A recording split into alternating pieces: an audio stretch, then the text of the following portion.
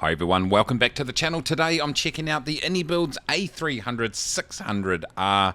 This is the PW variant, that's the Pratt & Whitney engine variant. It was released recently by the team over there at Inibuilds. Link down in the description. Go and pick it up if you like what you see.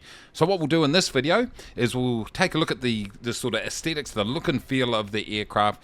Then we'll go into the cockpit and have a quick tour, and I'll show you some of the options, particularly via the electronic flight bag. There's a lot going on in this aircraft. In some upcoming videos and streams, we'll take this for a full flight, put it through its paces, but today we're just going to get a bit of a feel for what this is all about. And here we are actually in Auckland International Airport, who have a DHL distribution centre just over the back there, so I thought I'd theme it up and put the livery for DHL on the aircraft. As you can see, it looks a bit worn and battered. This was easily downloadable via the Inibuilds Ini Manager, so make sure you've got that. It makes it nice and easy to install and manage their products. So on the outside here you can see a lot of detail, and this one has got quite a bit of weathering on it, which adds a nice touch. Definitely looks very, very clean, high quality textures, looking really good. And I've got the, obviously being a DHL, it's a cargo variant, and as you can see, nothing in here at the moment. But it does come in passenger versions if you want to fly passengers around. But love to do a little bit of cargo. And as you can see, here goes the engine. Might want to give it a bit of a spruce up at some stage, but you know, as you get in nice and close, it doesn't lose the texture resolution. It looks really, really good. Look at that, looking nice. It is a little bit of an older aircraft, this one, and once you jump into the cockpit, you'll be able to see that. But just taking a bit of a, hopefully you get that through on the video there. You can see the rivets coming through, a few streaks. Like I said, someone needs to give this a bit of a clean, but I love it. And we'll just jump up here over the vertical stabilizer. And as you can see, the detail there coming through. It's got a lot of operational buttons, doors, etc. throughout the aircraft. So I've pretty much got all the doors that you can open at the moment.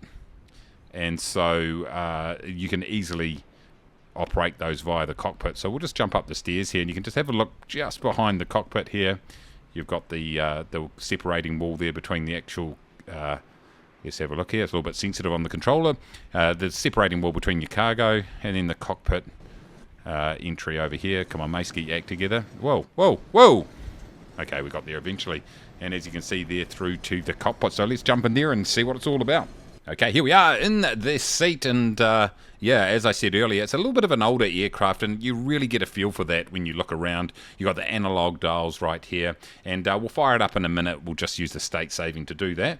Let's get rid of that, but pretty much every single button and switch is operational within this aircraft. And when we do take it for a spin in the future, you'll see some of the cool features that it has, particularly in terms of giving you an idea of the flow of air, fuel, etc., and systems, electrical systems, which is really, really nice. But as you can see, a pretty complex looking overhead panel, and there is quite a bit of complexity in this aircraft. So for those of you that do enjoy that little bit of added complexity, I think you're going to love this. If we take a look down at the throttle quadrant here, you've got your MCDU down here, your flight computer, but it's also got a fully operational ACAR system, and that's where you can operate your transponder and all that sort of stuff. Now, on some of the variants that they have on these aircraft, you've got switches instead of this, but in this particular one, you've got the ACARs and a bunch of other different radios, etc., that you need to be using once the aircraft's operational. We'll check those out in a lot more detail in a future video. But what I thought I'd do is let's take a look at the electronic flight bag, because there's a ton of really cool features in here that make your flying a lot more immersive. And so a lot of aircraft do have these EFBs these days. It makes things a lot easier. Let's just start up with some of the options here, and you can go ahead and turn off your EFB or lock it, etc. You can adjust the brightness, but you can also got your panel state. So let's go ahead and go on APU. And there we go. If we look up, everything's lit up, and we've got the APU running automatically, and you can start seeing some of the different displays come to life. Let me go ahead and set the correct barrow right there, because we're apparently below sea level there. So you can go ahead and do that, and so easily decide what state you want to put your aircraft into. I often will start, well, pretty much all the time, we'll start at cold and dark, but if you want to do a turnaround on GPU or APU or something like that, you can go ahead and do that. So that's nice and easy. you get a good summary of your flight, and in fact I've got the checklist open for some reason. I was having a look before, but if you've got SimBrief, you can import it very, very simply by pushing that. I just created a fake flight here in Auckland to Christchurch. Gives you the details, your METARs, your departure times, etc., and then your routing down below, so you can quickly see what you need to do. And as I had open there, you've got a checklist here. It's a pretty basic checklist. You do have a checklist that you can tick off also here, and I found it to be not too bad. But in my video where I actually do set this all up and fly the aircraft, I'll put a link to a much better checklist than this, in my opinion. So go ahead and close that up. But you can view your flight plan. So this is your OFP, in this case from SimBrief. So by the click of a button, you put in the details of your username in SimBrief, and it will bring all the details through, which is nice and easy. All good. Ground equipment, I love this screen here. You've got all the different options here, so I can go ahead and obviously close these doors here if I wanted to, and if we jump outside the aircraft and we'll get this, we won't go back in it, we can see those doors are closing right there, and go back in. Now the other cool little thing is something I haven't seen before in the sim is arming the doors. So once you're ready to depart, you arm all the doors, as you would have heard flight attendants talk about, and you can easily go ahead and those external chocks, stairs, ground power unit, all that sort of stuff, luggage, you can go ahead and toggle those on and off. You can get your cargo lit up or dark, depending on how you want that to be, whether you want to be able to see what you're carrying.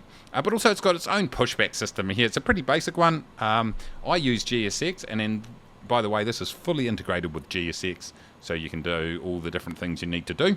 It actually works really well with GSX, so if you've got that, then use that. Otherwise, you can use this pushback system and get your aircraft into the right position. But a nice little easy panel here to control all the different aspects. Let's move across to weight and balance, and you can go ahead, and this is really cool. What do you want your payload to be? You can be a racing team, you can be humanitarian, postal freight, whatever, horses. And so you go ahead, click that, and then you can set up your different, you can go update from SimBrief if that's what you wanted to do, and then apply the load to your aircraft. Here I am back in the cargo hold, and as you can see, we've got our Formula 1 cars, or whatever they are. By the way, did you see that post for the car recently that the Inibuilds team have created? Go and check that out. But we've got all our cargo containers, and it's all filled up. So you can actually choose what type of cargo you want and load it all in. How cool is that? I love it. So other than that, though, if you decide not to actually choose one of these, you can just go ahead and update your load from SimBrief if you've got it. Otherwise, enter in all your details and then automatically apply the load there into the aircraft. But you can be custom cargo, humanitarian, postal, great options here. I love this. This is a really nice little touch. If we go ahead and look at takeoff, so once again, you've probably seen those previously in other aircraft, but you can go ahead and sync the conditions, make sure that you're going to have the right speeds for takeoff, your V1, VR, and your V2. You can calculate what you need to do, and there you go, we've got our V speeds right there, and then it makes it easy for you to go into the MCDU and enter those details in when you need to, so that's good. And then same for your landing, go ahead and sync the details at the destination airport, go and calculate it up, and it will let you know the sort of distance you're going to need to land, etc., and make sure that you're not going to be landing on a runway that's too short. So that's great too, makes your life easy. This is all about making your life easier. Now another feature here that I really love is aircraft maintenance, and so as you, like me, smash your aircraft into the ground at a much too high landing speed because you're an average pilot, then this is really going to affect the maintenance of the aircraft. And you can choose what you want to do in this. You can actually, now where is it? There is an option, I'm not too sure where it is right now. I think it's in the main settings. We'll go over to it soon, where you can choose whether you want it to whether you want the wear and tear to be just at a normal rate, or at a fast rate, or at a slower rate. So you know, depending on how you treat the aircraft and you know, just ongoing wear and tear, you can go ahead and replace the tyres, service the APU, service the engine. So you can go ahead and service the engine if you needed to do that. And this will give you a good idea on, you know, the current systems, where they sit, and whether you need to do anything. So I really love that. Adds a bit of immersion into the flight. route map here, pretty straightforward. Here we are in Auckland, so you can zoom out and you can just, obviously you've got a map, you can see what's going on there, and you can use it for taxiing too if you want to. It's got all the taxiways marked. Looks good. Navigraph, so if you do have Navigraph subscription, ties in with that. You've got access to all the charts here on your tablet here in the electronic flight bag. I've just brought up the SID here, the instrument departure, lever 1 papa, that's the one that it came up with. You can see us departing down south there, so if you want to view it in here, you can easily do that. Then moving on to throttle calibration. So this is so simple. Now this is fine. You can use this depending, no matter, spit it out, mate, get there. You can use this for any type of throttle that you're using, whether it be the Thrustmaster TCA Airbus, like I have, or the Honeycomb Bravo, whatever it might be. You can use it and easily set it up. So really, I've got 4 positions here. I've got my toga, which is obviously full power. I've got idle set here, so then you just go start calibration. You select your position, press the button, nice and easy. Then I've got idle reverse, and then I've got full reverse. So I've got all 4 of those set. You can put the reverses on the axis if that's the type of throttle that you have. And I set it up and it worked perfectly the first time. So great work there. And then finally the settings. Here we go here. So this just allows you to set the type of complexity and realism you want in your aircraft. Like I said, I've got my sim brief all set up there, so input that. Hoppy coming soon, so you can do that. I've got my Navigraph set up in there too. So IRS align time, so I've got it on fast, so it's not instant, and doesn't take 10-15 minutes or whatever it might be. And so you can decide what you want that to be. I think it's actually 7 minutes for IRS align time. Your auto tiller disconnect and rudder control, so that's going to be important when you go to take off. So you just need to play around with that depending on the type of yoke you're using and your style of flying. It may or may not be a big problem for you, depends. You can link all the instruments, you can have realistic fueling, you can have your thrust reduction altitude, so that's, noise abatement and all that sort of stuff. You can choose whether you want imperial, all that sort of stuff, on-screen keyboard, altimeter, blah, blah, blah, blah, blah. That's all pretty straightforward. Real door arming can either be off and on, and everything else there that you can see. Curved ND tracks can either be off and on, depending on whether you want realism. The old school one didn't have curved tracks, but if you want to look nice, then turn them on. I do, so I'm doing that. And you've got all the volume right here. Now, I can't figure out where to find the maintenance settings, but we'll get there another time. Anyway, ladies and gentlemen, there you go. We have got... We'll get out of this aircraft, the Inibuilds A300-600. Now this is the freight version, and it's the PW variant on the engines here, Pratt & Whitney.